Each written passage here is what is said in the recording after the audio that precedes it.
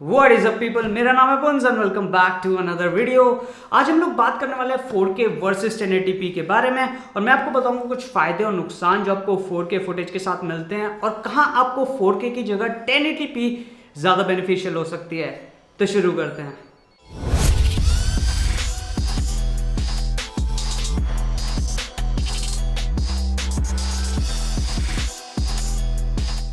तो 4K footage का सबसे बड़ा बेनिफिट होता है उसका रेजोल्यूशन, राइट। जब आप किसी बड़ी स्क्रीन पे या फिर हाई रेजोल्यूशन वाली स्क्रीन पे कोई 4K वीडियो देखते हो तो आपको एक एक डिटेल नज़र आती है उस वीडियो की, और ये चीज़ आप नॉर्मल रेजोल्यूशन जैसे 1080 या 720 पे मिस कर जाते हो। लेकिन लोग सोचते हैं कि भाई हमारे पास 1080p की स्क्रीन है, हम 4K देख के फ़ायदा क्या है, राइट। वहीं आप गलत हो, क्योंकि 4K में जब हाई रेजोल्यूशन होता है उसको आप जब डाउन सैंपल करते हो, यानी अगर मैं 4K फुटेज को डाउन सैंपल करके 1080p में दिखा रहा हूँ तो वही 4K का रेजोल्यूशन में जितनी डिटेल है, जितनी शार्पनेस है, सब डाउन सैंपल हो जाता है। यानी सिर्फ रेजोल्यूशन कम हो जाता है लेकिन डिटेल और शार्पनेस वही रहती है।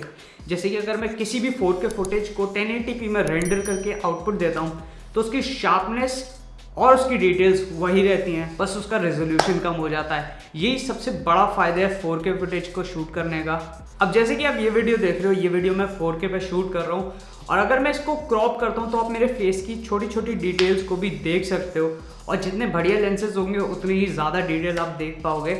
इसलिए आपने ज़्यादातर कैमरा को देखा होगा, आजकल उन पर लिखा आता है 6K शूटिंग, 8K शूटिंग। अब वो इसीलिए होता है क्योंकि जब वो हाई रेजोल्यूशन में शूट करते हैं और आप वीडियो को यूजुअली रेंडर करते हो, जैसे कि अगर मैं 8K वीडियो को 4K में रेंडर करूँ तो वही हिसाब है। 8K में काफ़ी ज़्यादा डिटेल्स मिलेंगी, उन्हें रेंडर करके मैं 4K में दिखा रहा हूँ तो और भी शार्प लगती हैं। और 4K के अंदर मैंने ये पर्सनली नोटिस किया है कि कलर ग्रेडिंग काफ़ी इजी हो जाती है। लाइक मैं 1080p में रेंडर करता था पहले और 1080p में कलर ग्रेडिंग करता था तो उसमें ज़्यादातर कलर्स को ज़्यादा हिला दो तो फिर कलर्स मिक्सअप हो जाते थे, बहुत ज़्यादा मैसी हो जाता था। लेकिन 4K में ये फ़ायदा है, अगर तुम्हारे पास ज़्यादा पिक्सल्स हैं तो उसमें यानी हर पिक्सल में अपने कलर्स हैं, यानी आप ज़्यादा कलर्स के साथ खेल सकते हो।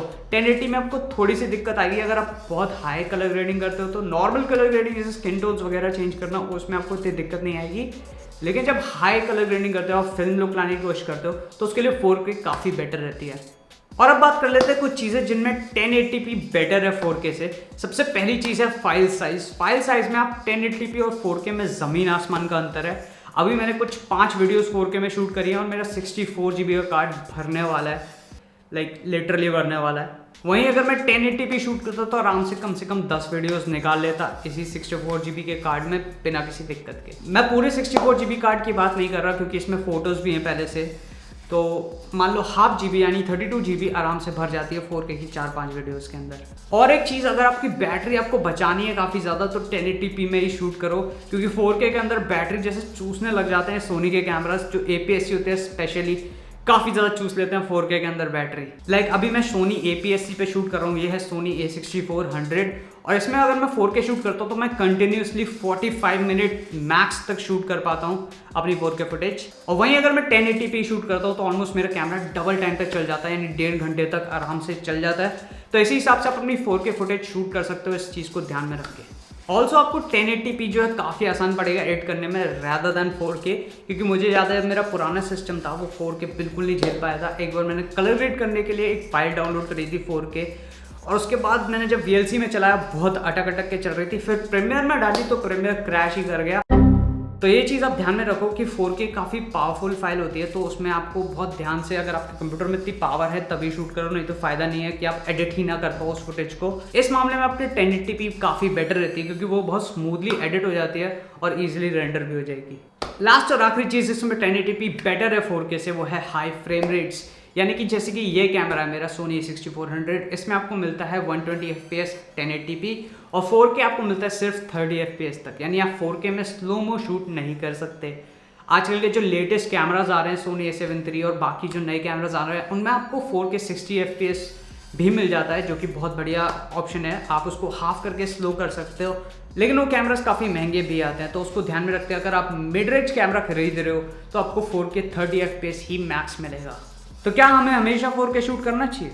आई होप इस वीडियो के बाद आपको अपना आंसर मिल गया होगा। ऑनेस्टली बताऊं तो अगर मैं साइड बाय साइड आपको रख दूं 4K और 1080p तो आप डिफरेंस नहीं बता पाओगे, अनलेस आप जूम या क्रॉप इन करते हो उसे तो, और अगर आप बड़ी स्क्रीन पे प्ले करते हो तो आप डिफरेंस बता सकते हो, वरना इतना डिफरेंस आपको पता नहीं चलेगा। जैसे अगर आप normal face to face shoot कर रहे हो तो आपको 4K की इतनी ज़रूरत नहीं पड़ती। दैट बीइंग सेड, आज के लिए बस इतना ही। अगर वीडियो पसंद आई तो लाइक करना मत भूलना, सब्सक्राइब तो करना ही है, और मैं मिलूंगा आपको अगली वीडियो में। तब तक के लिए गुड बाय, पीस।